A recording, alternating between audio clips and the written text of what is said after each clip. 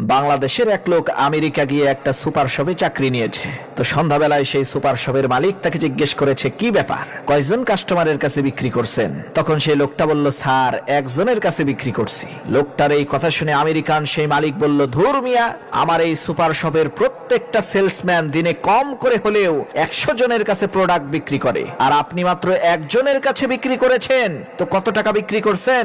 তখন সেই বাঙালি লোকটা বলল, স্যার, 25,03,677 মার্কিন ডলার। বাঙালি লোকটার এই কথা শুনে মালিক আশ্চর্য হয়ে বলল, আরে বেটা, বলিস কি? তা কিভাবে বিক্রি করলি বল তো শুনি। তখন সেই বাঙালি লোকটা বলল, স্যার, প্রথমে আমি তার কাছে মাছ ধরার 2টা বড়শি এবং 2টা ফিশিং রড বিক্রি করেছি। এরপরে তাকে আমি জিজ্ঞেস করলাম, ভাই, আপনি মাছ ধরবেন কোন জায়গায়? তখন সেই লোকটা বলল, সাগরের পারে। তখন আমি তাকে বললাম যে, ভাই, তাহলে তো আপনার একটা নৌকা লাগবে। তখন সেই কাস্টমার বলল, হ্যাঁ তাই তো। তখন আমি তার কাছে একটা নৌকা বিক্রি করেছি। এরপরে তাকে আমি